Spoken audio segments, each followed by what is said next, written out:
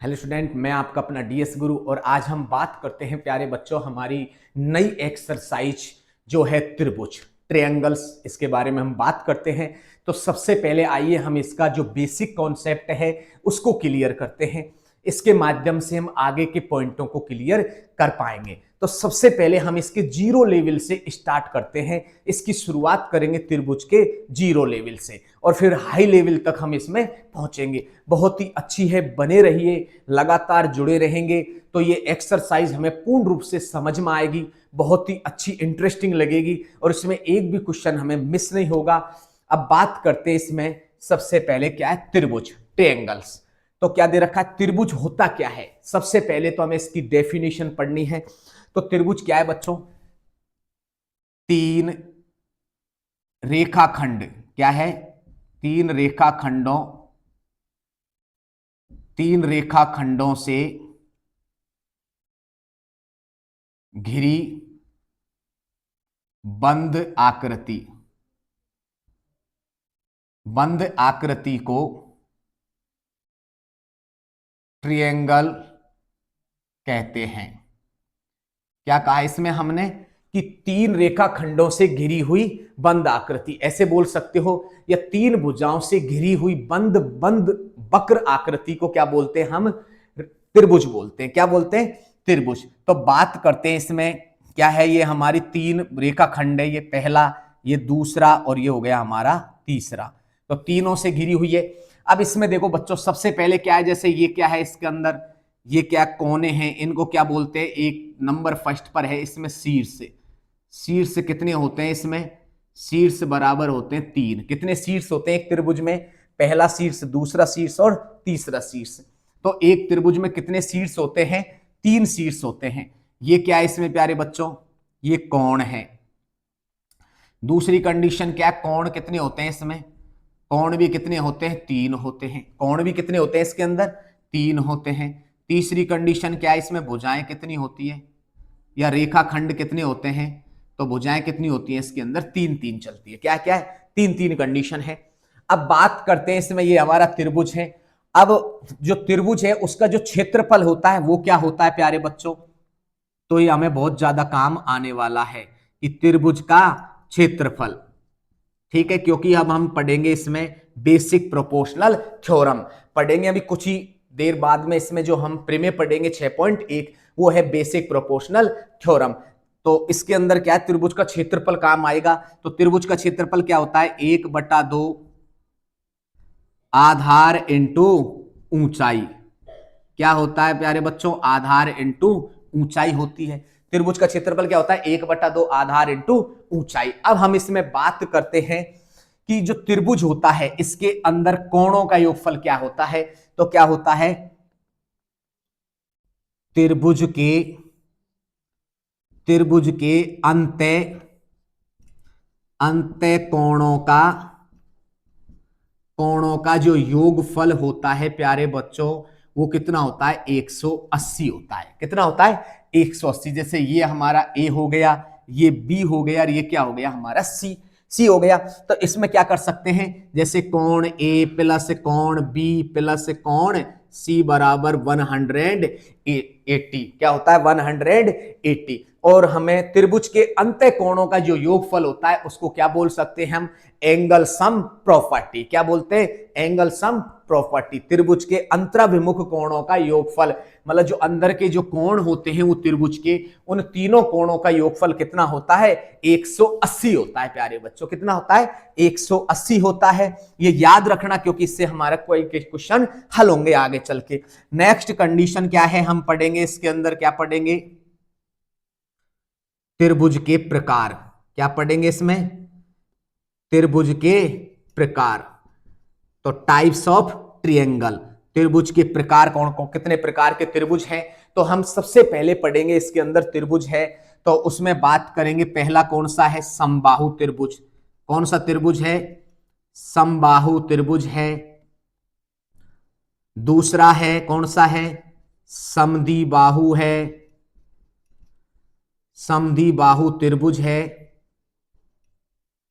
तीसरा कौन सा है प्यारे बच्चों, पहला है समबाहु त्रिभुज, दूसरा समद्विबाहु त्रिभुज, तीसरा है जैसे विषम बाहु, विषम बाहु त्रिभुज है। और चौथा पढ़ेंगे इसके अंदर समकोण त्रिभुज। कैसा है? समकोण त्रिभुज। कैसा है? समकोण त्रिभुज। तो हम इनको पढ़ेंगे। तो समकोण त्रिभुज है, हम ये चार प्रकार के त्रिभुजों को पढ़ेंगे। फिर हम इसमें पढ़ेंगे कोणों के आधार पर। किसके आधार पर? कोणों के आधार पर। तो हम पहले इसको तीनों को पढ़ लेते हैं, फिर समकोण त्रिभुज को कोणों के आधार पर ले लेंगे। तो क्या है? समबाहु त्रिभुज, विषमबाहु त्रिभुज और समद्विबाहु त्रिभुज। तो बच्चों पहले उसे कंप्लीट उतारिए, फिर हम बात करते हैं इसमें समबाहु की। ऐसा क्यों? क्योंकि हम इसके अंदर जब क्वेश्चन करेंगे बहुत सारे, तो हमें इनकी डेफिनेशन पता होनी चाहिए कि समबाहु त्रिभुज कहते किसे हैं, समबाहु त्रिभुज में कोण किस प्रकार के होते हैं, समद्विबाहु त्रिभुज किस तरह का होता है, उसमें कोण किस तरह के होते हैं, किस तरह से उनकी भुजाएं होती हैं, विषमबाहु त्रिभुज की क्या कंडीशन होती है, ये हमें आवश्यकता पड़ने वाली है, इसलिए हम इनको पढ़ा रहे हैं।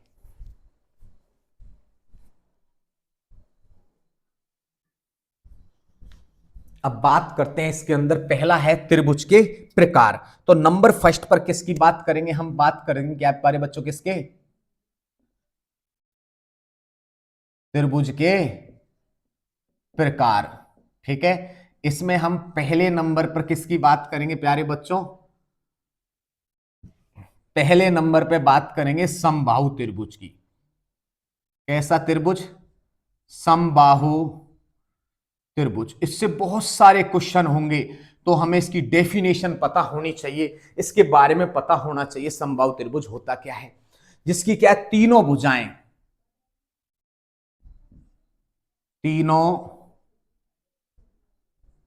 तीनों भुजाएं समान। एक तो क्या कंडीशन होनी चाहिए इसके अंदर? तीनों भुजाएं कैसी होनी चाहिए? समान होनी चाहिए। एवं प्रत्येक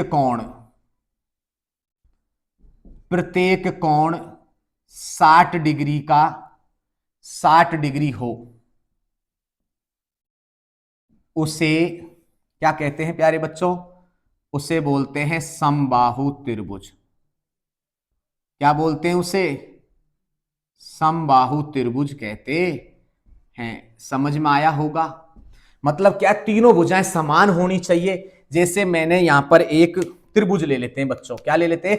एक त्रिभुज लिया मैंने, इस तरह से एक त्रिभुज लिया, छोटा सा ही ले लो कोई दिक्कत नहीं है। इस तरह से लिया, क्या नामकरण किया? ए है और बी है और क्या है? सी। इस प्रकार से नामकरण किया। अब इसमें क्या? तीनों भुजाएं समान हैं।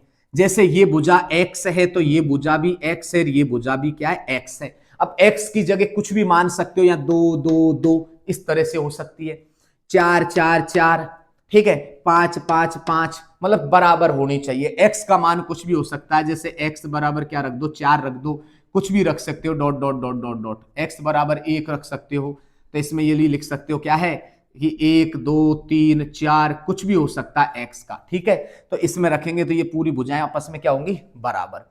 नेक्स्ट क्या है? इसका प्रत्येक कोण क्या होना चाहिए? 60 होना चाहिए। ये भी 60 है, तो ये भी कितना होना चाहिए? 60 डिग्री का। और ये भी कितने का होना चाहिए? 60 डिग्री का। जिसके तीनों कोण क्या होते हैं? 60-60 डिग्री के होते हैं। तो ये ध्यान रखना, जब हम इस क्वेश्चनों को हल करेंगे तो वहां काम आएंगे हमारे। ठीक है ना?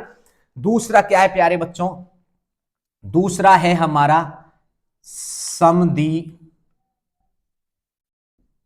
समद्विबाहु त्रिभुज। दूसरा कौन सा है प्यारे बच्चों? समद्विबाहु त्रिभुज। बताओ इसे किसे कहते हैं? समद्विबाहु त्रिभुज किसे कहते हैं?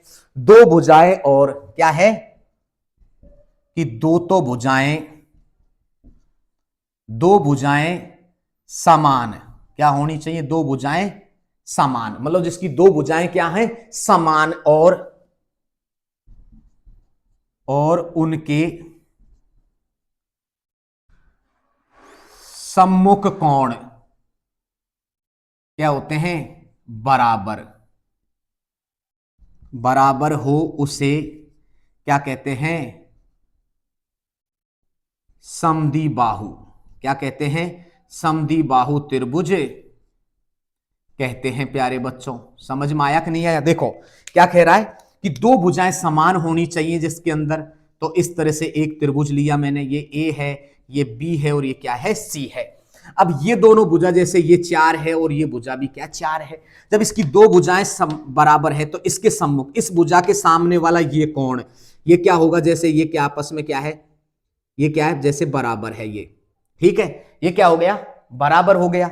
और दूसरा क्या है, इस भुजा के सम्मुख ये, तो ये भी क्या हो जाएगा, बराबर है। मतलब दो कोण कैसे हैं उसमें, बराबर है। तो तीसरा कोण क्या है, 80 है। तीसरा क्या है, 80 डिग्री है।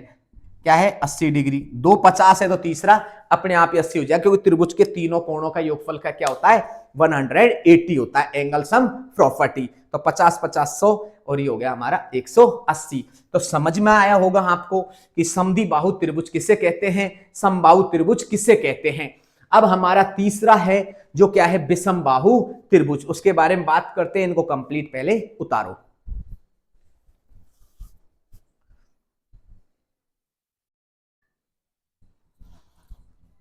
तो बात करते हैं इसका तीसरे नंबर पे कौन सा है, थर्ड नंबर का जो पॉइंट है उसे क्या है हमारा, विषमबाहु त्रिभुज। क्या है ये, तीनों भुजाएं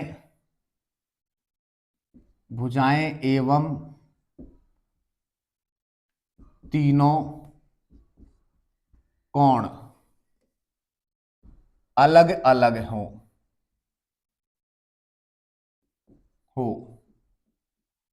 उसे क्या कहते हैं हम, विषम बाहु क्या कहते हैं, विषम बाहु कहते हैं। समझ में आया कि नहीं आया, मतलब जिसके तीनों भुजाएं और तीनों कोण कैसे हो, अलग अलग हो।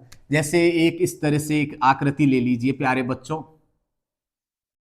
ठीक है। तो ये आ गया जैसे 50, ये आ गया 60 और ये क्या हो गया हमारा 70, ठीक है। इस तरह से मतलब तीनों कोण अलग अलग है। ये जैसे 2 आ गया तो ये क्या हो गया, जैसे ये है हमारा 4 और ये क्या है हमारा 6, कुछ भी हो सकता है। इस तरह से अलग अलग है, तीनों भुजाएं अलग अलग माप की हैं और तीनों कोण भी अलग अलग माप के हैं। तो उसे क्या कहते हैं हम प्यारे बच्चों, विषमबाहु त्रिभुज। अब बात करते कोणों के आधार पर। अगला टॉपिक क्या है हमारा,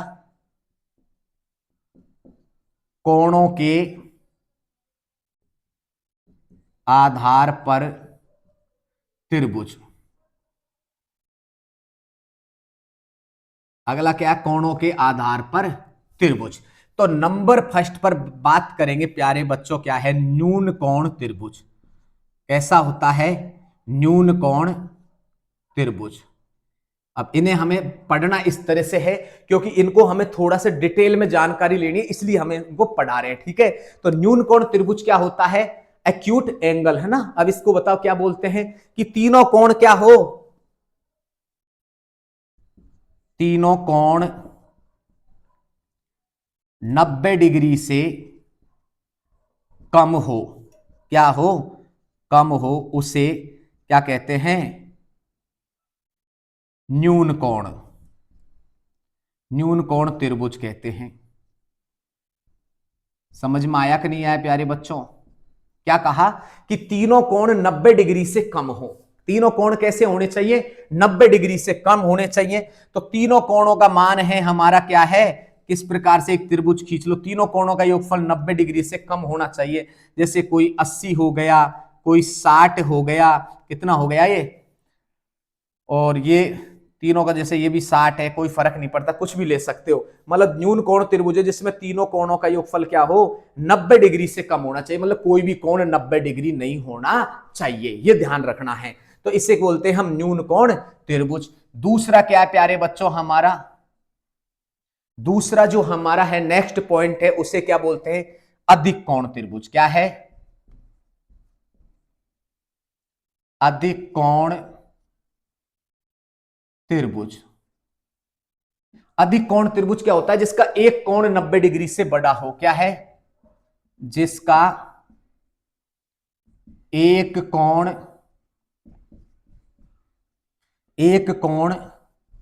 90 डिग्री से अधिक हो,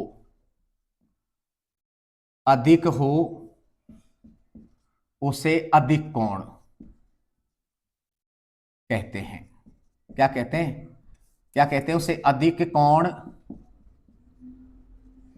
कोण त्रिभुज कहते हैं।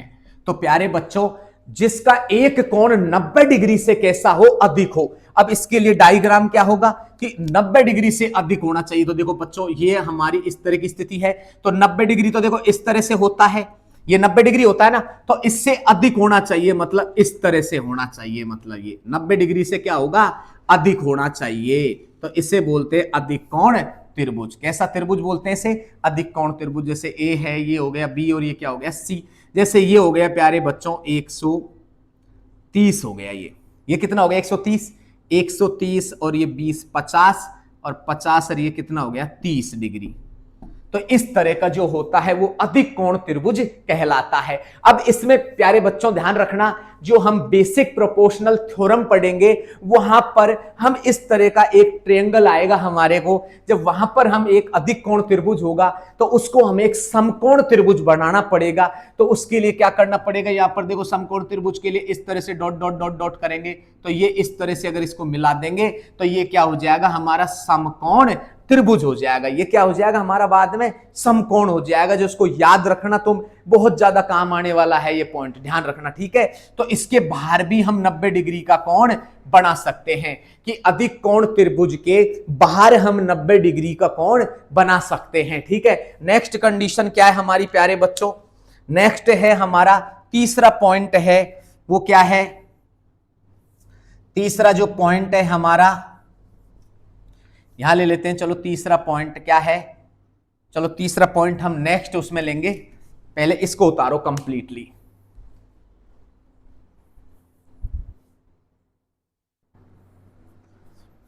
तो बात करते हैं प्यारे बच्चों समकोण त्रिभुज। समकोण त्रिभुज क्या है, राइट एंगल ट्रायंगल। क्या होता है, राइट एंगल ट्रायंगल, ठीक है, इस तरह से। तो इसकी डेफिनेशन क्या है प्यारे बच्चों, समकोण त्रिभुज की डेफिनेशन क्या है कि वह त्रिभुज क्या है, वह त्रिभुज जिसमें एक कोण 90 डिग्री का हो उसे क्या कहते हैं, समकोण त्रिभुज कहते हैं।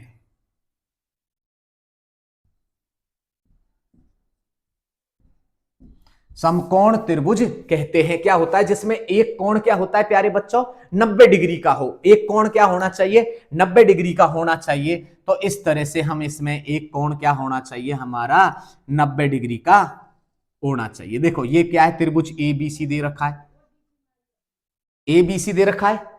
अब इसमें जो एबीसी है, तो ये कोण क्या हमारा जैसे 90 डिग्री का है। क्या है ये, 90 डिग्री का। प्यारे बच्चों ध्यान रखना, 90 डिग्री के सामने वाली भुजा को क्या बोलते हैं हम, कर्ण। 90 डिग्री के सामने वाली भुजा को क्या बोलते हैं, कर्ण। हमेशा ध्यान रखना, जो हमारा 90 डिग्री है इसके सामने वाली भुजा क्या होती है, कर्ण। और ये होता है बेस, आधार। ये क्या है, आधार होता है। और इधर वाली क्या होती है, ऊंचाई बोलते हैं, या इसको क्या बोल सकते हैं हम, ऊंचाई को क्या बोल सकते हैं, लंब। क्या है हमारे पास में, लंब।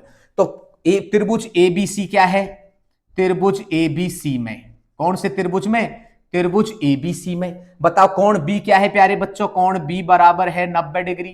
तो कौन सी प्रमेय लगती है इसमें,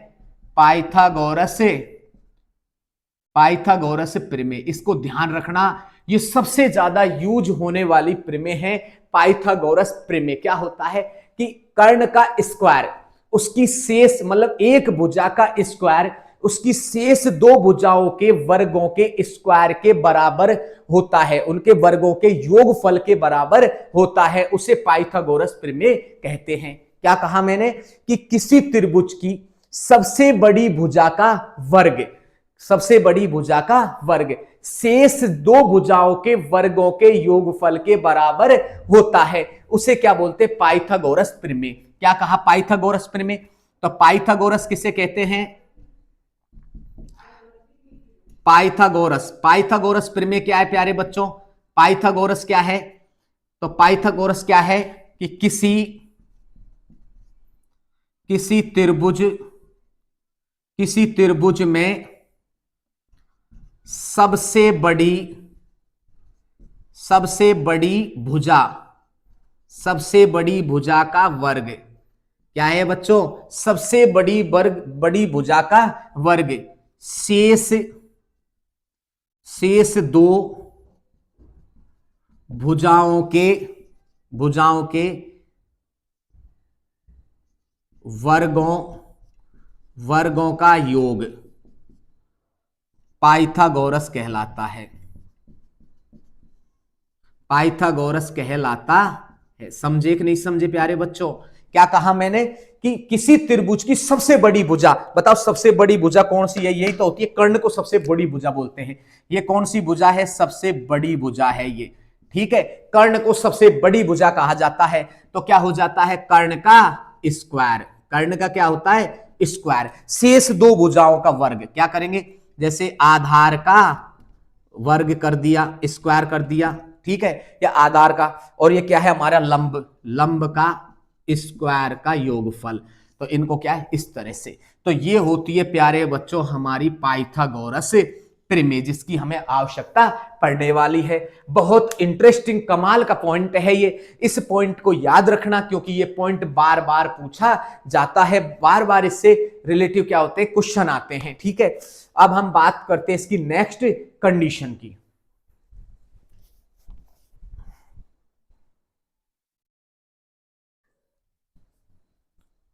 तो नेक्स्ट पॉइंट है हमारा जो इसके अंदर ट्रायंगल के अंदर जो अगला पॉइंट है प्यारे बच्चों, वो क्या है हमारा? सर्वांग सम। क्या है?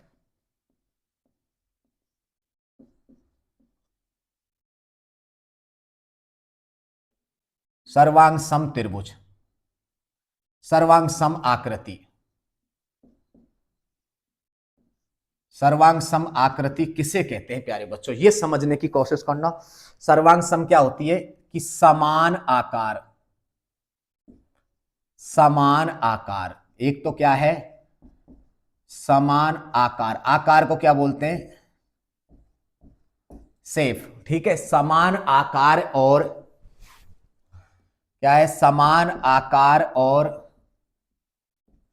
समान आमाप। आमाप क्या होती है? आमाप का मतलब क्या होता है बच्चों? साइज। क्या होता है? साइज। क्या होती है? साइज। आमाप वाली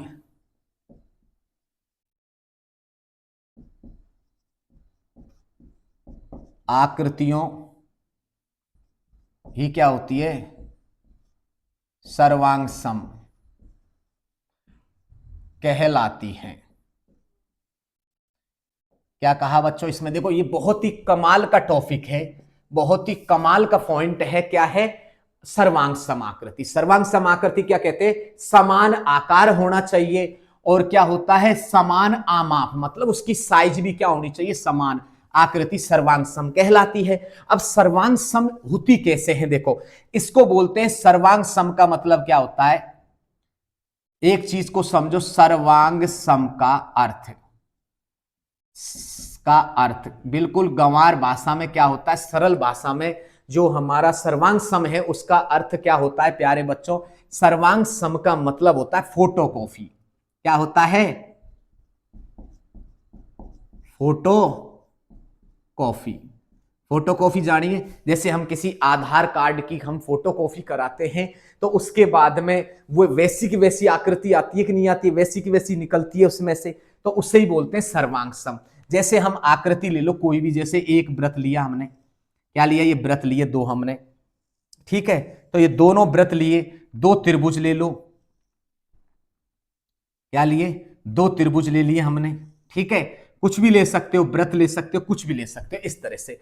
तो इसकी जो त्रिज्या है वो कितनी आ रही है? 3 सेंटीमीटर है, और इसकी त्रिज्या भी कितनी सेंटीमीटर है? 3 सेंटीमीटर है। बताओ दोनों की सारी आकार और आमाप दोनों समान है ना? साइज भी दोनों की फिक्स है, 3-3 है। और इसका आकार देखो ये इस तरह का है, ये वृत्ताकार है, ये भी कैसा है? वृत्ताकार है। कैसा आकृति है ये वृत्ताकार है, और ये भी क्या है? हमारी वृत्ताकार है। तो समझ में आ गया कि आकार का मतलब क्या होता है? ये आकार होता है। क्या है ये? आकार। तो इसका आकार कैसा है? वृत्ताकार है। इसका आकार भी कैसा है? वृत्ताकार है। क्या है? आकार। समझ गए प्यारे बच्चों कि आकार क्या होता है? इसमें आकार क्या होगा? इसमें आकार कैसा है बताओ, ये एक आकार कैसा है, त्रिभुजाकार। कैसा है ये, त्रिभुजाकार आकृति का है। और ये भी कैसा है, ये भी त्रिभुजाकार है, त्रिभुजाकार है। तो आकार तो समझ में आ गया होगा तुम्हारा। अब क्या है, आमाप। आमाप का मतलब साइज। अब साइज देखो, इसमें भी 3 सेंटीमीटर की है, तो ये क्या होगा, इसकी आमाप हो गई। क्या हो गई ये, आमाप। आमाप का मतलब क्या होता है, ये 3 सेंटीमीटर है। और इसमें भी आमाप क्या होती है प्यारे बच्चों, इसमें भी आमाप कितनी है, 3 सेंटीमीटर की। जैसे ये हो गया हमारा 5, और ये भी क्या है हमारा 5, ये हो गया हमारा 4, ये भी क्या है 4, और ये हमारा 6, तो ये भी क्या है हमारा 6। तो आमाप देखो इनकी, देखो आमाप ये क्या होती है, इनको बोलते हैं आमाप। क्या है ये, आमाप। ये क्या है प्यारे बच्चों, ये है आमाप। मतलब साइज देखो इनकी सबन की एक जैसी है कि नहीं है, कि इसमें भी 5 है, ये भी 5 है, इधर 4 है, इधर भी 4 है, इधर 6 है, इधर भी 6 है। मतलब इस तरह से। तो इसे बोलते हैं सर्वांग सम। कैसी आकृति है ये, सर्वांग सम। अब इसके प्यारे बच्चों 2 नियम हैं बहुत ही कमाल के, उन नियमों को हमें याद रखना है। क्या है कि सर्वांग सम के नियम। पहला नियम क्या है प्यारे बच्चों, पहला नियम, इससे क्या डिस्कस निकला, जैसे ये कोण 90 डिग्री का है तो ये कोण भी क्या हो जाएगा, 90 डिग्री का है। ये कोण अगर 60 का है तो ये कोण भी कितने का हो गया, 60। अच्छा 60 90 कितना, 150, तो ये कितना बच गया, 30। तो ये कोण क्या है, 30। एंगल सम प्रॉपर्टी, त्रिभुज के अंत्य कोणों का योगफल 180 होता है कि नहीं होता, ट्रायंगल में होता है। और ये हमारा कैसा, राइट एंगल दे रखा है इसके अंदर, 90 डिग्री है। तो क्या हो गया, इसमें ये 90 है, ये 90 है। तो प्यारे बच्चों पहला नियम क्या है कि इसके बताओ कोण कैसे हैं, सबके सब बराबर है। तो पहला नियम क्या है, संगत कोण बराबर।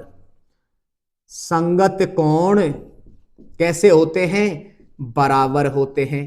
क्या समझ में आया कि सर्वांग सम आकृति में संगत कोण बराबर होते हैं। संगत मतलब ये तो ए हो गया, ये बी हो गया, ये सॉरी ये सी हो गया, ये पी हो गया, ये क्यू हो गया, क्या हो गया, ये आर। अब इसे समझिए, यहां पर कोण ए क्या है, कोण ए बराबर किसके बताओ, कोण पी के। ये क्या हो गया, इसका संगत। अब इसमें क्या है, कोण बी बराबर क्या है, कोण क्यू, ये इसका संगत हो गया। कोण सी क्या है, कोण सी किसके बराबर है, कोण आर के। तो ये इसका क्या हो गया प्यारे बच्चों, संगत हो गया। तो संगत समझ में आ गया होगा कि ये कोण इस कोण के बराबर, ये इसका संगत है। ये कोण इस कोण के बराबर, मतलब इसका ये संगत है। ये 30 है तो ये भी 30 है, तो ये भी इसका क्या हो गया, संगत हो गया। नेक्स्ट कंडीशन में क्या है हमारा, संगत कोण बराबर और संगत भुजाएं बराबर क्या होती है, संगत भुजाएं कैसी होती है, बराबर। अब संगत भुजाएं कैसी बराबर होती है प्यारे बच्चों, देखो यहां पर समझा रहा हूं। इसकी कौन सी है, ए बी। बताओ ए बी किसके बराबर है, ए बी है पी क्यू के बराबर है कि नहीं है, क्योंकि ये भी 5 है और वो भी क्या दे रखी है, 5 है। अब अगली कौन सी है, बीसी है। बीसी बताओ किसके बराबर है प्यारे बच्चों, क्यू आर के। तो ये भी कितना है, क्यू आर के कितनी है, दोनों 6 है। अगला कौन सी है, एसी किसके बराबर है, एसी है पी आर के, तो वो कितनी है, 4 है। तो समझ में आ गया होगा। तो सर्वांग सम का मतलब समझ गए तुम कि आकार और आमाप दोनों कैसे होने चाहिए, समान होने चाहिए, उसे क्या बोलते हैं, सर्वांग सम बोलते हैं। अब इसका अगला जो टॉपिक है वो है हमारा सिमिलर, जिसे बोलते हैं समरूप, जो ये एक्सरसाइज में सबसे ज्यादा काम आने वाला पॉइंट है। तो बात करते हैं हम नेक्स्ट पॉइंट की, पहले इस पॉइंट को उतारो एक बार।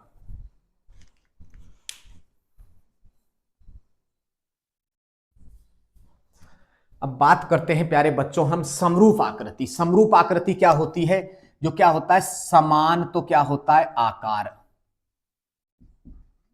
आकार कैसा है, जैसे स्पेस क्या होता है, जो आकार कैसा होता है, आकार तो कैसा होता है, समान तो आकार होता है। और जो आमाप होती है, क्या होती है, आमाप। जरूरी नहीं कि क्या हो, समान हो, उसे हम समरूप कहते हैं। ठीक है, आमाप समान नहीं होती है, बस इतना देखो, आमाप समान नहीं हो, उसे समरूप कहते हैं। क्या कहते हैं उसे? समरूप। समझो बच्चों, इसको समझना कि आकार तो समान है, मतलब क्या दे रखा है, जैसे पहली स्थिति दे रखी है वृत्त की, क्या है? वृत्त। अब जैसे ये वृत्त है, ठीक है, एक वृत्त ये है, ठीक है, और एक वृत्त ये है, इस तरह से। ये वृत्त है तो कितना है? ये 6 है। ये कितना है? इसका 3 है, इस तरह से। ये कितना है? इसका 1.5, इस तरह से। तो वृत्त के बाद में दूसरी आकृति क्या है? वर्ग है। तो वर्ग क्या है? ये वर्ग है, तो ये क्या है? जैसे ये है हमारी 5, 5, 5 और 5। दूसरा क्या है हमारा? अगला वर्ग क्या है हमारा? ये हो गया 2.5, 2.5, 2.5, 2.5 और 2.5, इसकी आधी, ठीक है। तीसरी आकृति क्या होती है? जैसे समबाहु त्रिभुज। कैसे हैं? समबाहु त्रिभुज, जिसकी क्या तीनों भुजाएं क्या होती है? जैसे 4, 4। तो इसमें एक और दूसरी होती है, छोटी छोटी हो। तो जैसे इधर ले लेते हैं समबाहु त्रिभुज की। जैसे क्या होती है प्यारे बच्चों? समबाहु त्रिभुज में होता है जैसे इस तरह का हुआ, क्या कितना हुआ? जैसे 4, 4 और 4।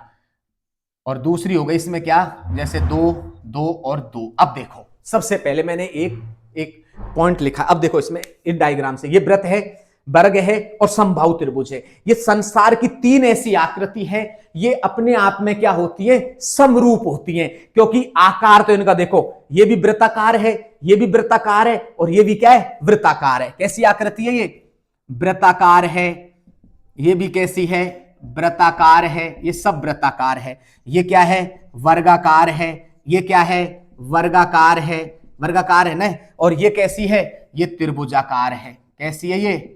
त्रिभुजाकार है। ये भी कैसी है? त्रिभुजाकार है। तो क्या है प्यारे बच्चों? आकार तो समान होता है। क्या है? आकार समान है इसका, ठीक है ना। आकार क्या हो? समान। और आमाप समान का पता नहीं है। जैसे देखो, सबसे पहले ये क्या दे रखी है? 6, तो ये क्या? 3 है। ये बड़ी है, ये छोटी है, हो सकती है। ये बड़ी है, ये छोटी है।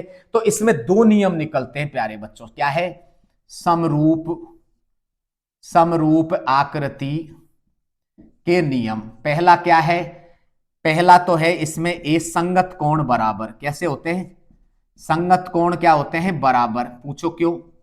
क्योंकि वृत्त में देखो, ये कोण भी 90, सॉरी इसमें वर्ग में ये भी 90, ये भी 90, और ये भी क्या है? 90।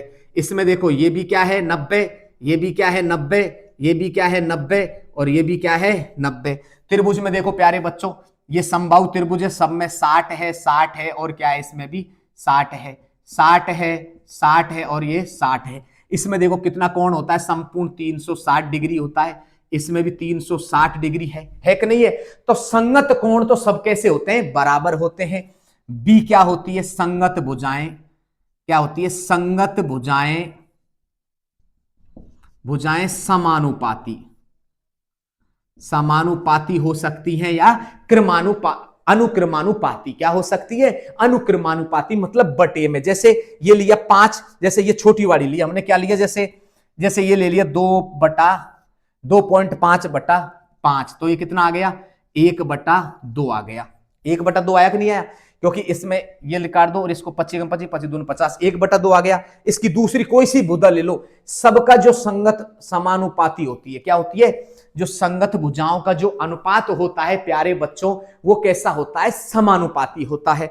तो समझ में आ गया होगा कि समरूप क्या होता है? समान आकार और आमाप समान नहीं हो उसे समरूप कहते हैं। साइज से हमें फर्क नहीं पड़ेगा, साइज छोटी हो, साइज बड़ी हो, उससे हमें फर्क नहीं पड़ेगा। लेकिन ध्यान रखना कि इसके जो संगत कोण हैं वो बराबर होने चाहिए। जैसे इसमें 90, इसमें 90, इसमें 90, इसमें 90, सब है। ये 60, ये 60, ये 60, ये 60, संगत कोण तो बराबर है।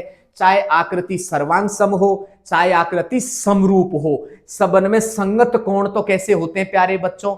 संगत कोण बराबर होते हैं। लेकिन इसमें संगत भुजाएं समानुपाती होती हैं या अनुक्रमानुपाती होती है, मतलब बटे में होती है। तो देखो इसमें एक थोड़ा सा हम पॉइंट को समझते हैं, इनको लेते हैं। जैसे ए, बी, सी, और ये हो गया डी। ये क्या हो गया हमारा? पी, क्यू, आर एस, देखो इसको ले लो, क्या है ए बी, तो मैंने क्या ली ए बी बटा इसकी क्या ली पी क्यू ले ली ना।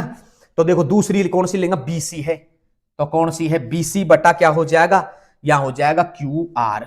नेक्स्ट क्या है, ये ले ली डी सी या सी डी ले ली, तो इधर की साइड में क्या है एस आर है, बराबर में क्या है इसमें कौन सी ली ए डी बटा कौन सी हो जाएगी पी एस। अब देखो इसमें क्या होगा बच्चों, इसमें हो जाएगा 5/0.5, 5/2.5, 5/2.5 और 5/2.5, इनको काटो बच्चों। तो देखो इनको काटेंगे तो क्या हो जाएगा, ऊपर 2 2 2 और 2 और 2, सब में क्या आ गया अनुपात बराबर आ गया। अनुपात क्या है इनमें सबन में, तो संगत भुजाएं समानुपाती होती हैं। संगत भुजाएं कैसी होती है, समानुपाती या अनुक्रमानुपाती होती हैं, जो बटे में हो। इस तरह से हो सकती है, मतलब इस तरह से हो सकती है, मैंने एक एग्जांपल दिया इस तरह, ठीक है। तो सम्मत भुजाएं होती हैं तो इस प्रकार से हो सकती हैं, या बटे में हो सकती है, जैसे 1/2 या 1/2 1/2 इस तरह से आ गए। वो मैंने उस तरह से उल्टा उतार दिया था, कोई दिक्कत नहीं है, ठीक है। तो ऐसी कंडीशन होंगी तो हमें ध्यान रखना कि हमने बात की संसार की 3 आकृति ऐसी होती है जो समरूप होती है। वो आकृति कौन कौन सी होती है प्यारे बच्चों, वो होती है वृत्त होता है, वर्ग होता है और समबाहु त्रिभुज होता है। और जो आकृति समरूप होती है, वो जो आकृति सर्वांग सम होती है, वो आकृति समरूप जरूर होती है, लेकिन सर्वांग सम आकृति समरूप होना जरूरी नहीं है। जो समरूप आकृति है वो सर्वांग सम होती है या नहीं होती है, इसका तो हमें नहीं पता, समझ गए। तो हम बात करते हैं इसकी नेक्स्ट कंडीशन की।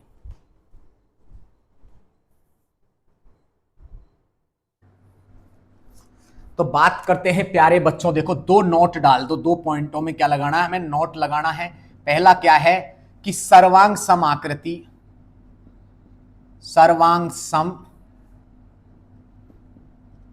सम आकृतियां समरूप होती हैं। सब जो आकृतियां होती है वो समरूप होती हैं, ठीक है। दूसरा क्या है, समरूप आकृतियां सर्वांग सम नहीं हो सकती हैं, नहीं हो सकती है। तो ये 2 पॉइंट याद रखना। इसी के साथ में प्यारे बच्चों हमारा इसका बेसिक कॉन्सेप्ट कंप्लीट हुआ, और हम नेक्स्ट जो हमारी क्लास है उसके अंदर पढ़ेंगे बेसिक प्रोपोर्शनल थ्योरम, जिसे बोलते हैं थेल्स प्रमेय, जो जिससे हमारी 6.1 एक्सरसाइज कंप्लीटली उसी पर टिकी हुई है। तो बच्चों आज के लिए इतना ही काफी। अगर हमारा जो बेसिक कॉन्सेप्ट आपको अच्छा लगा तो शेयर करें, सब्सक्राइब करें और लाइक करें, और अधिक से अधिक जुड़े, और हमारे साथ में कमेंट्स वगैरह हैं वो भी शेयर करते रहे, जिससे हमें पता रहे कि आप पढ़ रहे हो या आपको इसमें पढ़ाई में आनंद आ रहा है या नहीं आ रहा है। आज के लिए इतना ही काफी है। अब हम मिलते हैं आपसे नेक्स्ट वीडियो में नेक्स्ट डे। Thank you.